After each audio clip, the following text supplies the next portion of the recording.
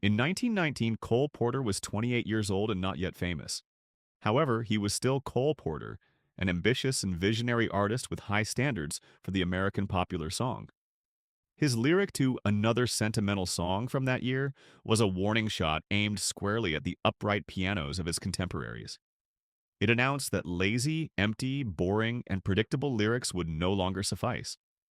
Of Porter's more than 800 songs, this one stands out as unique. It may be the only example in which he directly critiques his fellow songwriters, most of whom were more successful than he was at the time.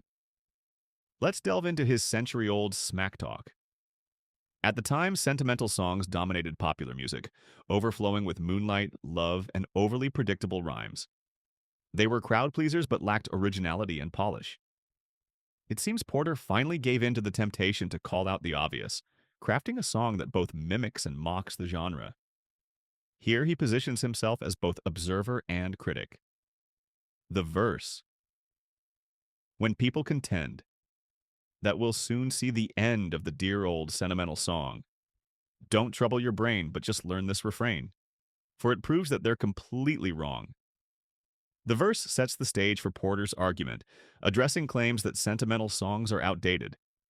He dismisses these claims, asserting that as long as cliches go unchallenged, uninspired sentimental songs will remain as plentiful as toothpicks. His advice, don't trouble your brain, suggests that these songs require little effort from either writers or audiences, a pointed jab at their simplicity.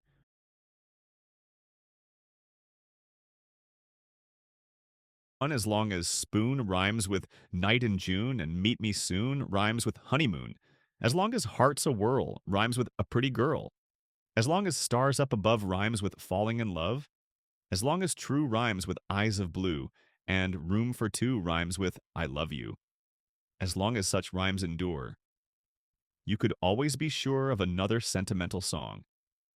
Here, Porter lists the cliches that dominate the genre, deliberately choosing examples that highlight its predictability. The humor lies in their absurd banality. Anyone familiar with the love songs of the era would immediately recognize these tropes. Even now, a century later, modern lyrics are often guilty of similar sins.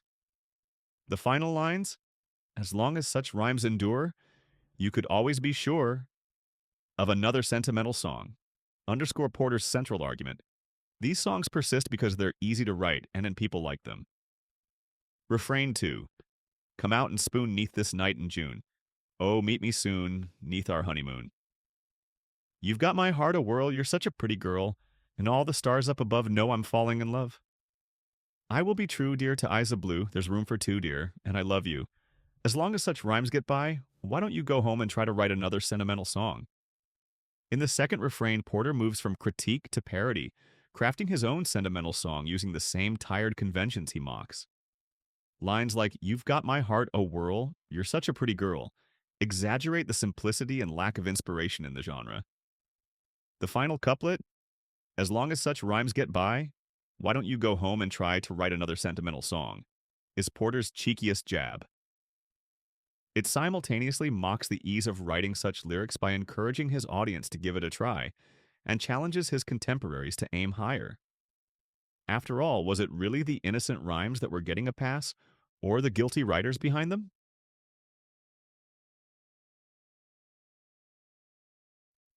Another sentimental song is not one of Porter's famous works, but it's an important one.